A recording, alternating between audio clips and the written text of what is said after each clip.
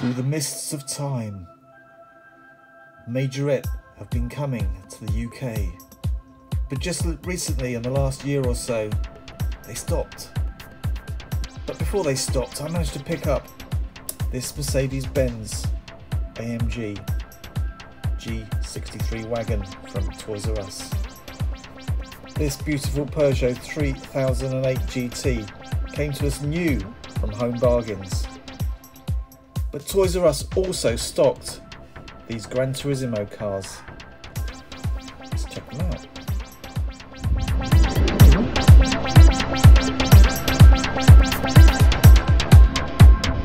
Right, before we crack into this beautiful Mercedes-Benz AMG Vision Gran Turismo, which is a very interesting, looks like a concept car. Very, very cool indeed. It's the ultimate now, I'd guess. Wow, look at that. Very interesting piece. If I remember rightly, these were about £3 in Toys R Us. There's a few the other cars there, but I'm sure that little leaflet in the front will tell us all about it. Let's have a look. Comes out nice and easy. Oh, it's even got a little plastic insert to support it. Let's get this bit of info out as well. Right, so what we got here? A little fold-up sheet of information. So, what was available? The Nissan Concept, very nice piece. That was out there from Hot Wheels, if I remember rightly. The Infinity Concept. They all look very similar, don't they? The Peugeot Vision Gran Turismo. Nice. The Mercedes.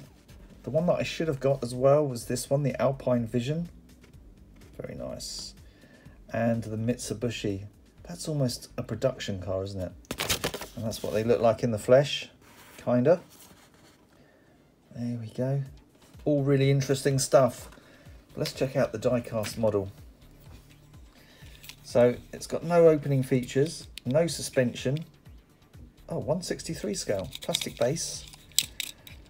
Old style wheels. So I'm guessing this is basically a very basic car. Really should have only cost about £1 in Morrison's, but this is probably about £2 now. Goodness me, I can't remember the price I paid for this. It was extortionate though, I think, really, for the piece. But it's got nice tampos, very nice. Nice big brake light at the back there. That probably does the old kit thing, I'd imagine. No rear view. Lots of filling caps up the top here for various fluids. Perhaps it's an electric car though. Who knows? Who knows? It's probably got electricity involved in it somewhere. It has that feel about it. But there you go. There's the Gran Turismo. And of course, Gran Turismo is a game on the PlayStation. I haven't played this rendition of it though, unfortunately. And there you go.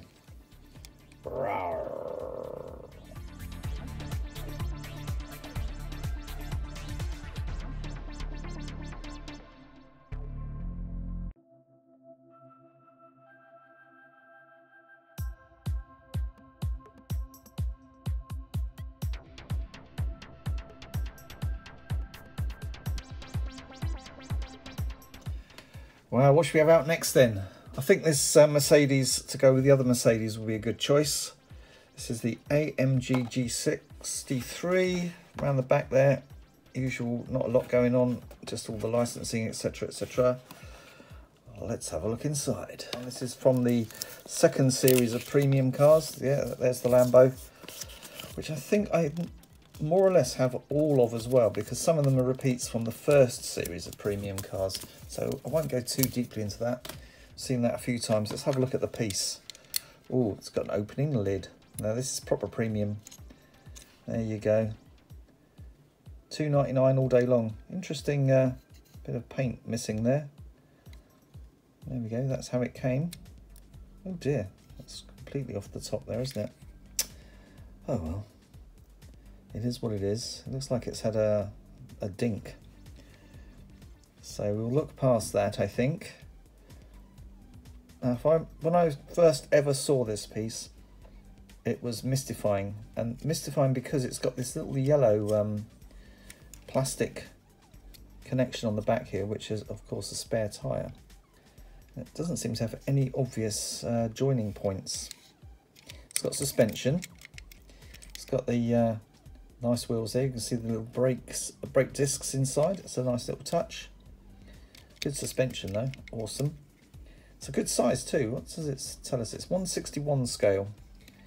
It's kind of average these days.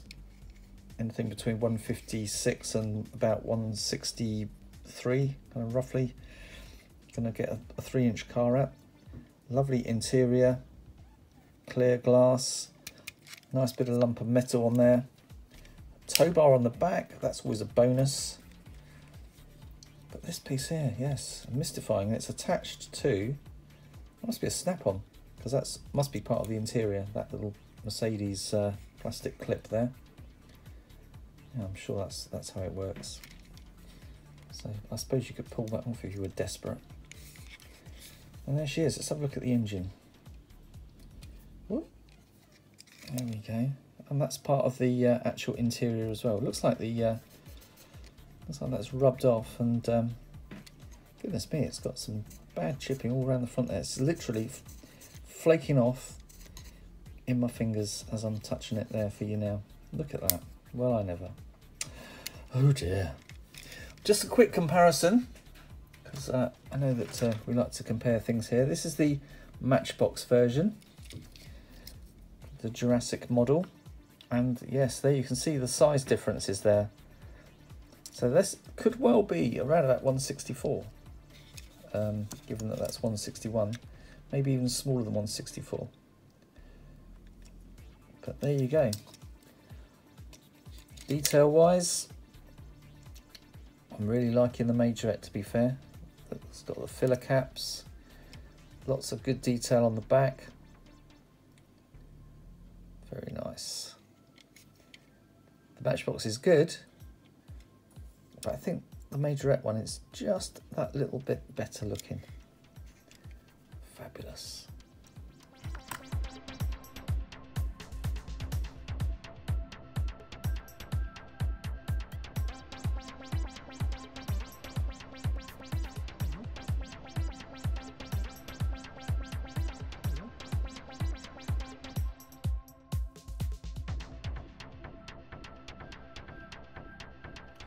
And finally, let's check out this Peugeot 3008 GT.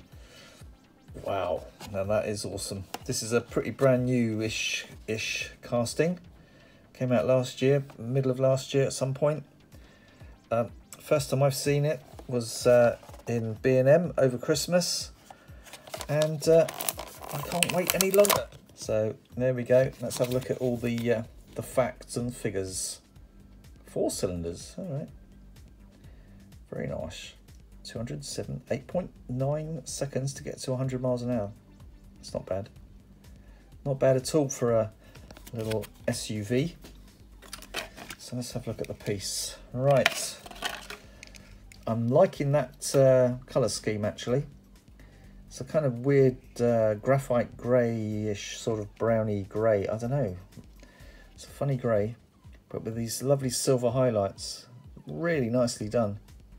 And again, it's got the insert headlamps. Brilliant stuff. Very, very tight interior again, probably.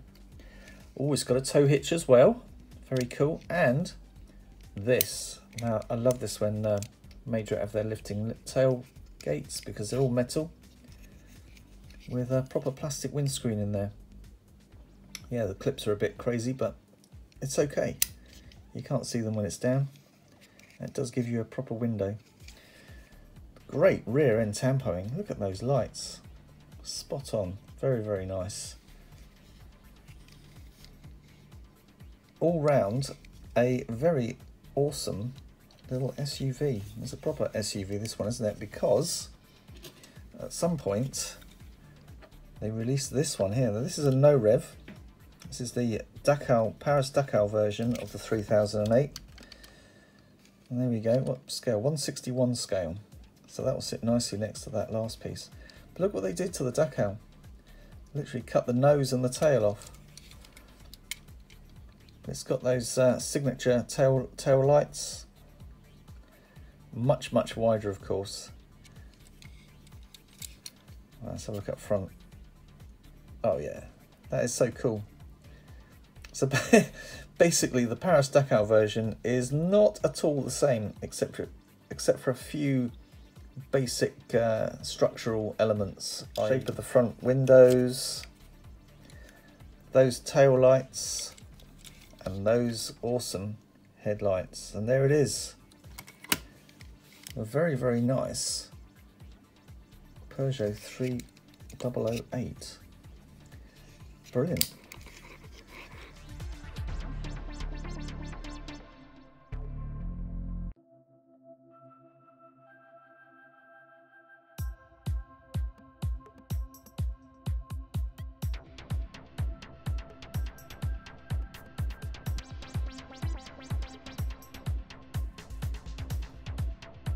Stick that next to that, since they're the same size. What would you rather drive around in? I quite like the Peugeot. I'll have to have a chat with the missus about that. Matchbox in the UK? Not on your Nelly. Unfortunately, it looks like Asda have stopped selling Matchbox altogether now. I saw them, well, we've been watching them slowly depleting the stocks over the past few months, and finally in January we saw them sell off the last of the Matchbox for 97p a pop. I picked this one up in Asda for 97p about 3 weeks ago now. It was just lying there. I didn't have this colour Willis, and I thought I might as well grab it. That's my last chance to get something. Goodness knows what case this came from. Of course, we don't get any of that information on our boxes. They're all international short cards. It says Superfast on there. What's that all about? But anyway, there you go. There's the Willis. Nice bit of card art. Interesting colour. Very traditional. I do like the colour, actually. Much nicer than that red. A big W on the back there. It's a very, very, very cool piece. Very nicely done by Matchbox, this one. I do believe there's a new version, this one, that came out in the A case. And then there was the B case with all those other lovely cars. And a C case. We're not probably going to see anything until the D case, which isn't due out, well, maybe in Tesco's. I think Tesco's have bought up the franchise now, and they've been clearing their shelves ready to receive, I think, Matchbox. So hopefully that's going to be showing up towards the middle to the end of March, beginning of April.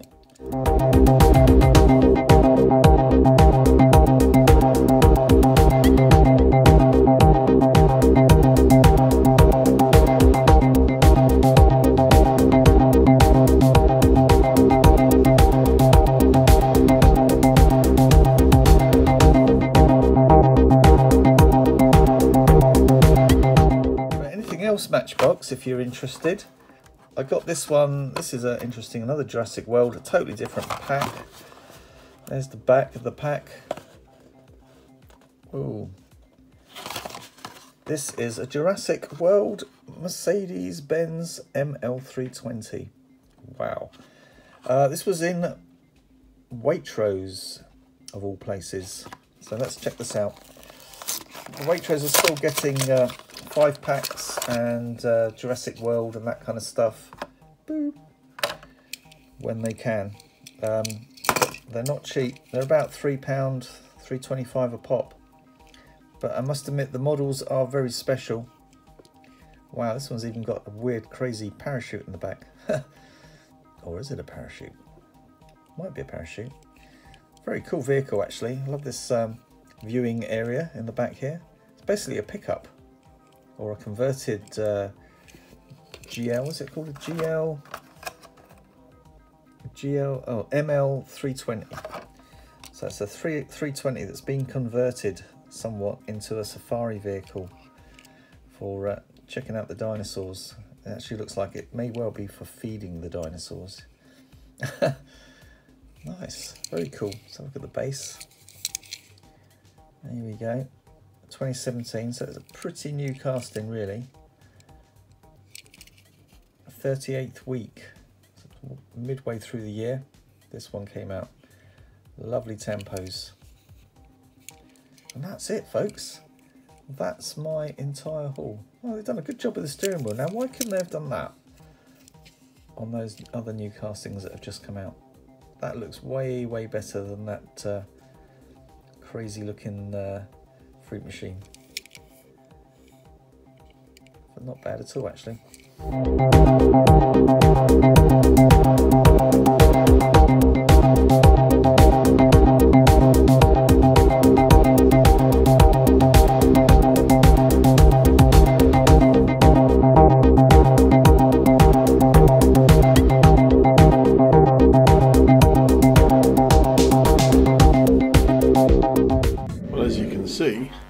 This is a box that has come in the post for me. Got my hand over my address because I don't want you to know where I live. Anyway, I'm quite excited because, as you can possibly see, some of this is in French, but it's not from France. It's come from Canada, although it's been sent by someone in this country. But it came originally packaged in Canada.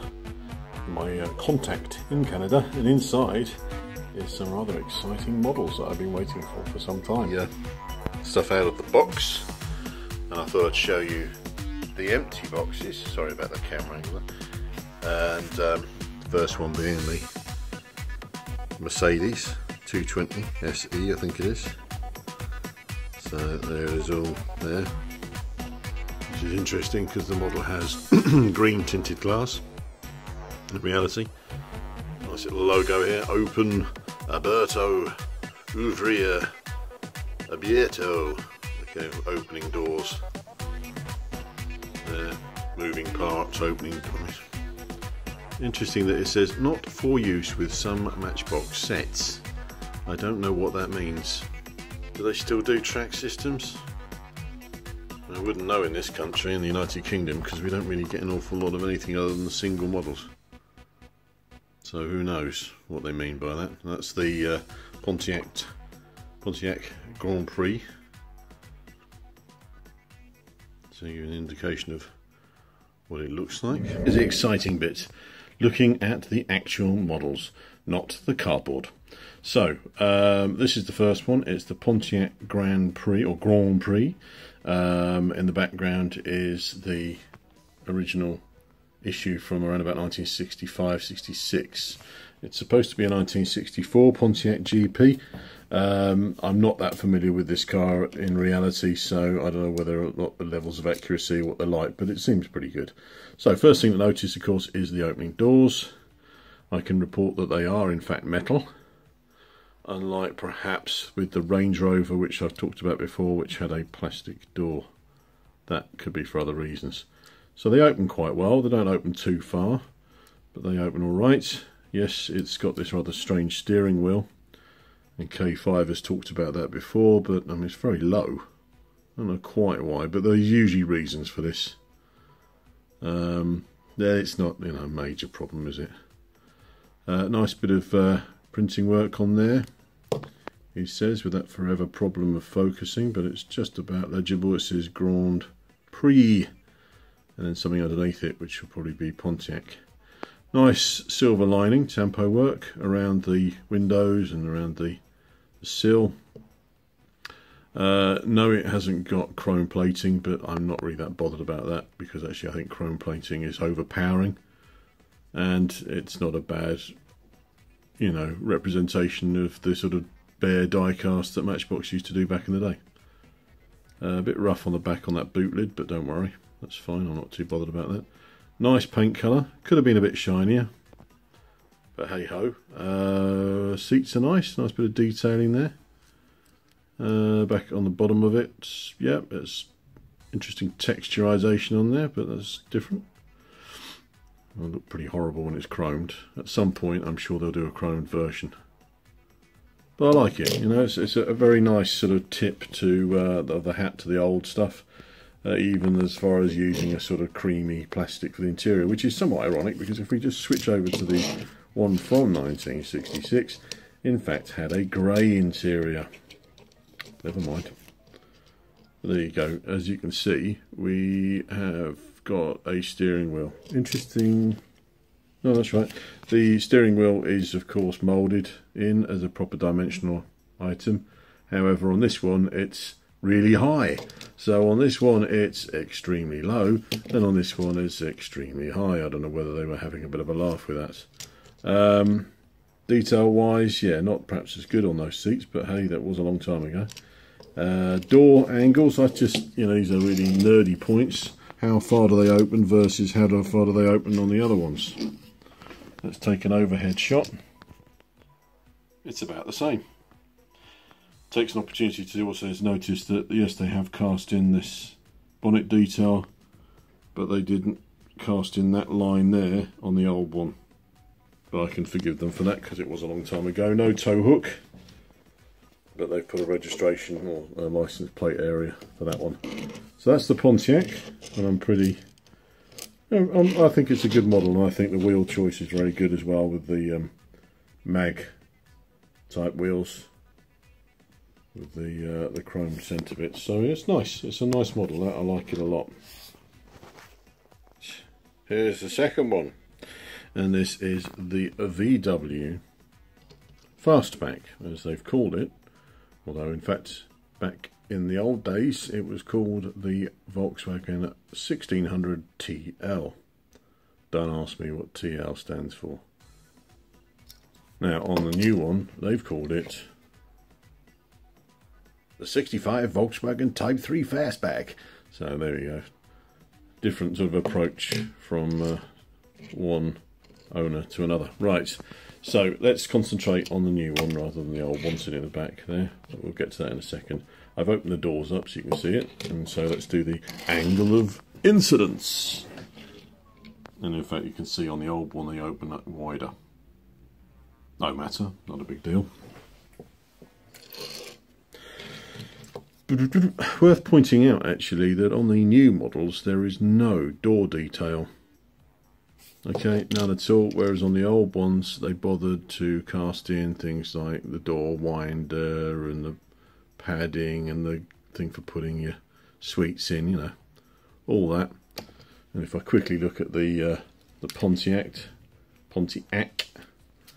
new one, oh, there is detail. How about that? That's interesting. So they did cast on that one. Let's have a look at the old one.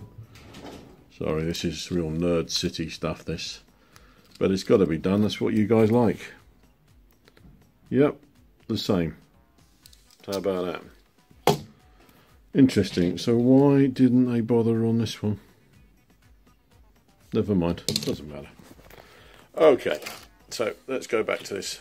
Well, first thing to say is let's just close the doors. We're going to look at where the steering wheel's been done. Yeah, we won't dwell on that one too much, but the seats have been done quite nice, and again this cream plastic, and we have got green windows, and in fact actually the Pontiac had a slightly green tinge as well, which is interesting because in the original one it didn't, and on the original one of that one it didn't. Anyway, it's a nod to the past when Matchbox used to have these tinted windows. I've got to say, this model is probably the best of the three that I've received, and best of the four total of opening door ones that I've had. The paint job is absolutely superb. The choice of wheels is absolutely superb. The detailing is very good indeed. We've even put the indicators on there. We've got a license plate of sorts, which is a bit strange, but never mind. Matchbox 1135. Presumably that relates to its series number. Yeah, 1135. So that in fact means it's Matchbox number 1135. Goodness me. Remember when it was just 1 to 75? So yes, a very, very luxuriant paint job. Nice paint finish, no problems on that at all. We've got nice tempo work. He says try and put it in the light. The VW badge there. The headlamps. Okay. No edging work as you do on the Pontiac, but never mind. Interesting on the base with the sort of engine detail, because obviously it's a rear engine car, being a Volkswagen of that time. Suspension detail, gearbox, whatever. But yeah, this is a very, very nice little model. I do like it, and if we compare it against the old one again, which would be unfair in some ways, this one of course has got these sort of rally lights on it because they were thinking rally. Don't know why. We've got a license plate down the bottom, which is more of an English license plate, because the registration on it is PMC 425D, which dates as 1966. Red finish, and with the disc type wheels, which came in around about 67 and lasted till Superfast in 69.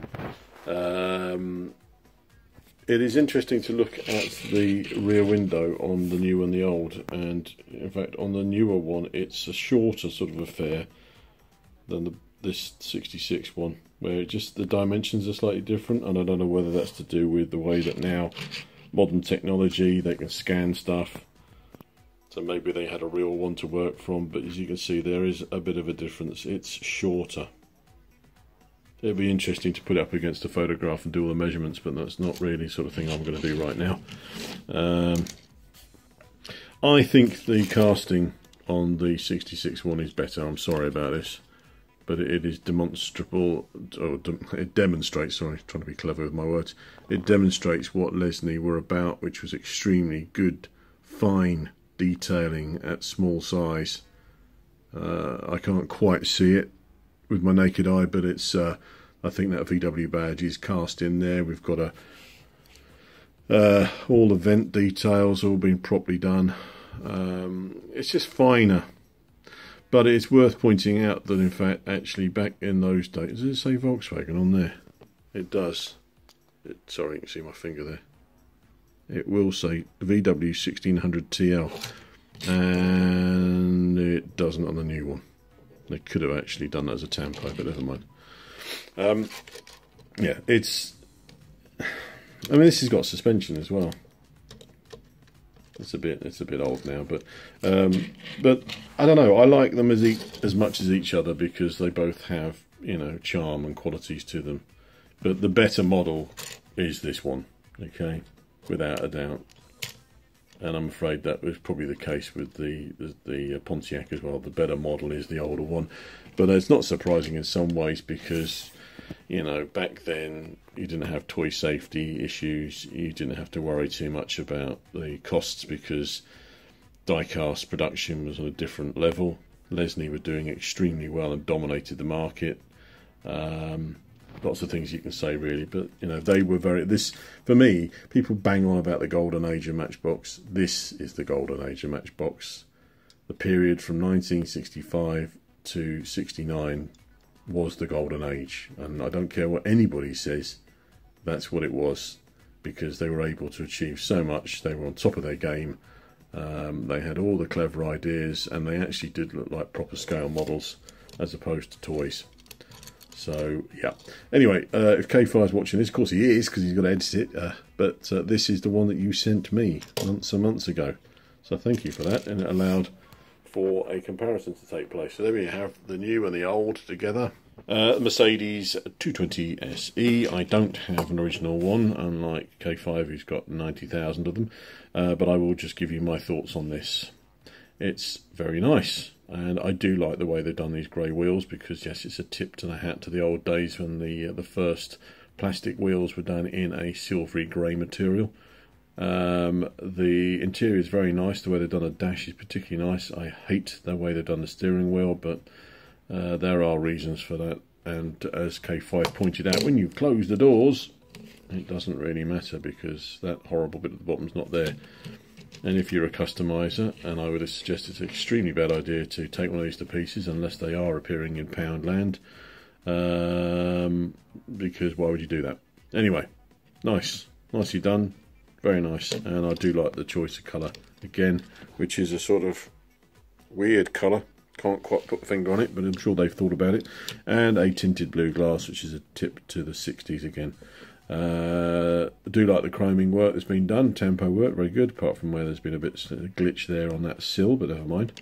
The paint job is extremely good. It's a lovely metallic, deep metallic cherry. Slight metallic. Yeah, good. Tempo work on the front is good as well. Yes, you know, the wheels are incredibly, ridiculously wrong. But that's the constraints they've got to work with, and I understand that. and these aren't designed to be scale models. They are effectively, first and foremost, toys, and then collector's items based on toys.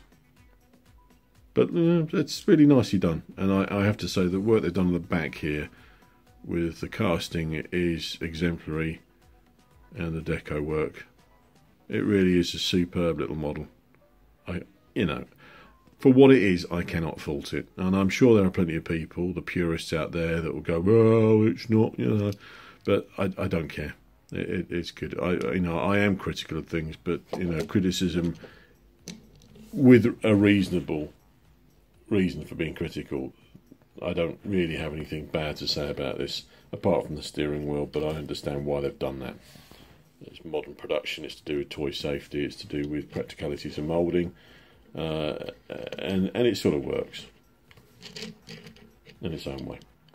Door opening, I've already closed them, but basically they don't open as far as I think they should do.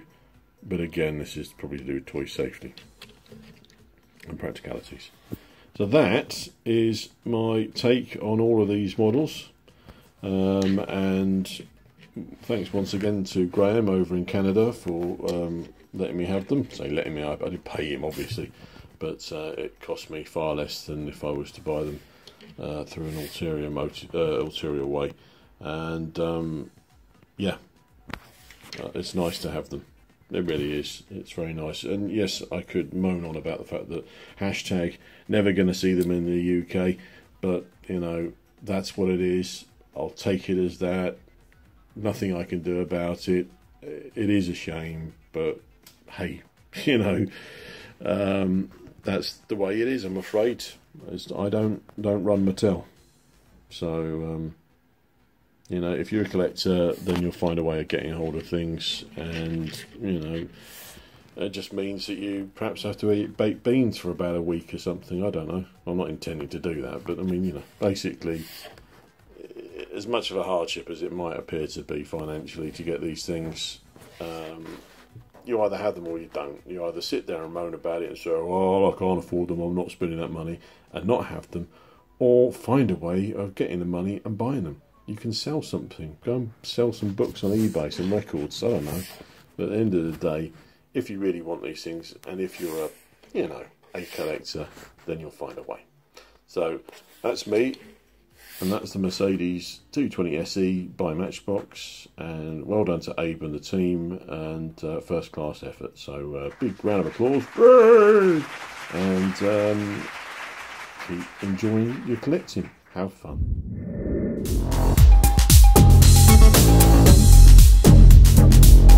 So what do you do when you can't get Matchbox from Asda or anywhere else for that matter? Of course you go to the market, don't you?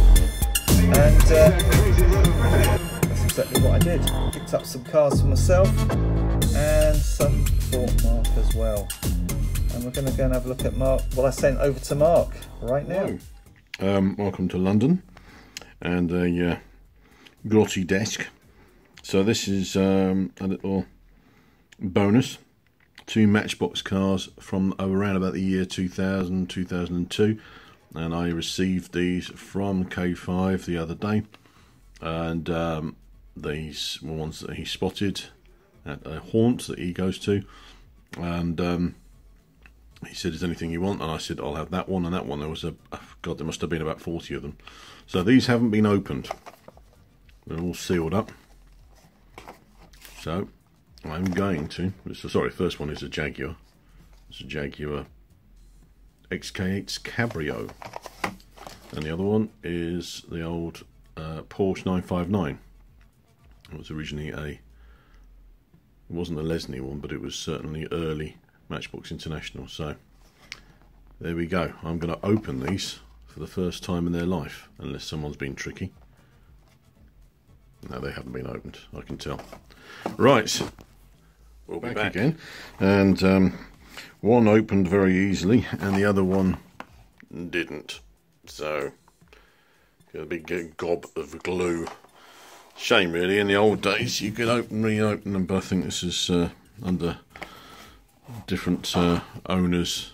Well, I might have even started with Lesney when they decided to make it more secure, stop kids from pilfering, because obviously they went from being something that you asked the storekeeper to open a drawer and get one out, to you helping yourself, and I think that's went rather too literally at points.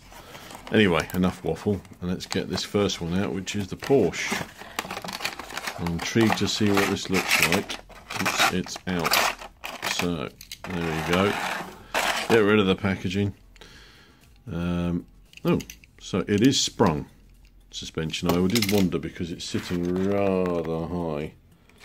And it's on these rather interesting spoked wheels that Mattel brought out in the early 2000s with the name Matchbox on them.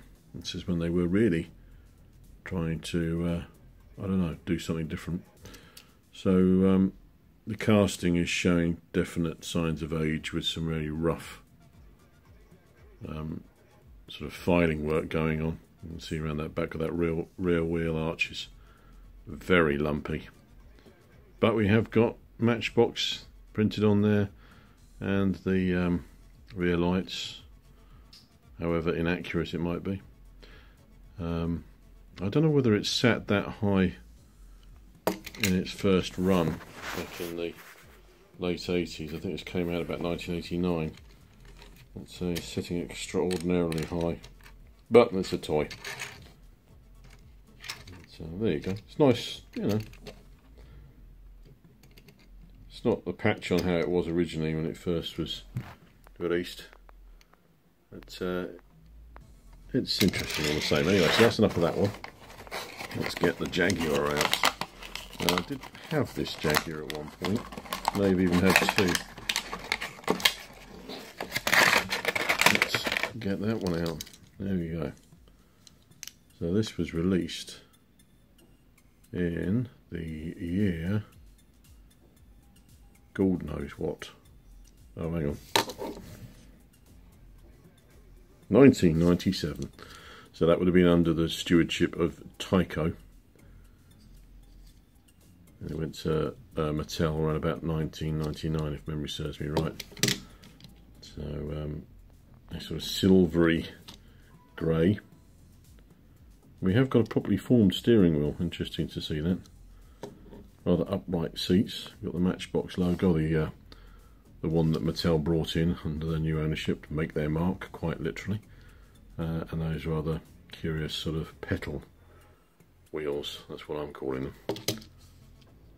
There you go. So it's got a nice colour, and yeah, it's typical of this time period in which there was some allusion to realism and style, but generally speaking, not quite there. Don't know whether I like those wheels or not. First reaction is no. There we go, and there's the two together. So, two European sports cars released under the Mattel name. You see this packaging is rather interesting. I mean, I can't imagine them doing this now. I'll put the price of everything up. There's all that glue I was talking about. And actually putting down a series and grouping things, and putting, you know, 54 out of 75. And there's a very American thing. We used to hashtag now for tagging on social media, but a hashtag means number 54. Mattel wheels, you see, look at that. That's really making your mark as you buy up a brand. You change the existing logo that had been around since 1970, 71, 72, whenever that one came out, with the one we're more familiar with. You change your logo and you put Mattel wheels on there just to say, we've got it now, and I don't know, up yours, Leslie. But I mean, Leslie had passed away a good 20 years beforehand, so I don't know why they had to do that, but there you go. And of course that Matchbox logo was then replaced. The old one was brought back with some minor tweaks to it. I don't mind this logo as a logos go, but it's not Matchbox, and you know, having studied graphic design many years ago, the last thing you do with a very successful brand is change its corporate identity. It's disastrous because people can't see it. And if they're not familiar with it, then it's gone. And the only thing that's familiar here is the orange colour and the name, but yeah. Anyway, blah-de-blah-de-blah, waffle, waffle, waffle. No obvious signs of suspension on this one. No. But as I said, suspension, I don't understand why they retained the suspension. Because if they'd just simply taken it down, then those wheels wouldn't have been riding so high. Sprung suspension on a race car is really not required. Very peculiar. Because inside there is a piece of tempered steel, you see. That's the suspension strip. I mean, if you've taken one apart, you'll know. There we go. Goodbye. Right then, well, I got myself this lovely Hero City collectible diddly-doo. Look, it's got a big number 1 on there. #1. Number 73, Hero City Smart Cabrio. Of course, the Hero City series. And when did that come out? Around about 2002 or thereabouts. It's very early. There we are, 2002. Brilliant. Let's check it out. There we go. You have to pull it apart. A bit of security there. Right, so what do we got? We have got a nicely blistered, actually, little Smart Cabriolet. Whoa. That's tricky to get out of there. Brilliant. Oh, isn't she cute? Very basic paint job, by the looks of things. Just silver. Silver, silver, silver. Black interior. Of course, that's all plastic. Nicely detailed, actually. Nicely detailed. Now that's what you call an interior. There's a steering wheel. What happened here is this looks like Majorette took over the people that used to make the Matchbox interiors, because that is a good interior for a Matchbox. And here's a Matchbox logo at the back. So that is your Tampo. Lovely. Oh, look at those. It's got Matchbox, the old Matchbox style wheels as well. You don't see them around very often. In fact, you don't see them at all now. It's scale 152. Yeah, let's look at the old 90s, late 90s, early 2000s Matchbox on the bottom there. So 2001. So this was probably the first release of this. I'm really chuffed to get this because I never thought I would actually find this Smart Cabriolet. I did, however, have another one from Siku. So I think this is a good opportunity to compare them. Now the Siku one is purportedly comes in at around about 150 scale, so it should be slightly bigger. There you go. There we go, look at that. Have a look at some details. Very similarly constructed. Of course, the Siku is a bit more premium than the good old Matchbox. Look at all the details on the dashboard on that Siku. Let's have a look at the rear. Both of these are cabrios, which is interesting. There we go. Look, that's what the rear end of a Smart should look like. Interesting how Matchbox have done something with that little Targa area. I think the Siku is probably more realistic. And interior wise, oh look, Siku's given us some paint in there as well. That's nice of them. Interesting seat arrangement in the Matchbox. You've got one, obviously a slightly smaller driver, or you can sit back further in the Siku model. And there you go.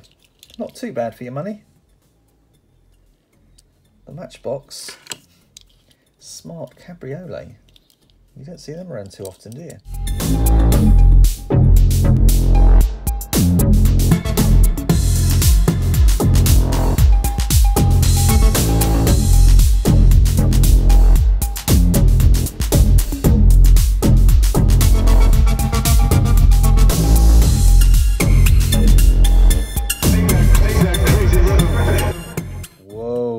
This lovely Viper. I could not resist it. It's got 5 in the series, look. Or I presume 75 in the series. It just gives us 3 on the back there. I've seen that TT Roadster. I might have to pick that one up. These are all, again, from the late 90s, early 2000s. So I'm guessing this is another 2002er. Oh, 2000. Even older. Wow. So this is the 96, I believe, 1996 Viper. It's probably been redone by Mattel. Probably originally released in a Tyco. Goodness me, how am I supposed to get into that? Interesting how Matchbox kept the boxes. It must have been quite an expense for the Mattel people at the time. I guess they wanted to keep some traditional Matchbox elements, and that was one of them, having a little box for your model. Not the only people to do that, mind you. Oh, this is glorious. What a glorious piece. Of course, I love Vipers.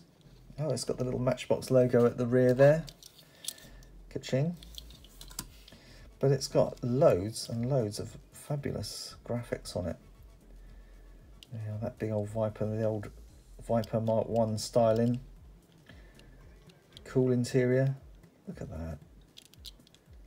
That is awesome. Maybe they just can't make these interiors anymore because they haven't got the technology to do it now. Who knows? Lacking some headlamp detail, but that's by the by really. Looks like a racing car to me. That is awesome. Wow.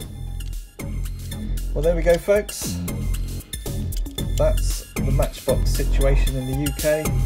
Hope you've enjoyed the video. And we'll see you next time here at K5.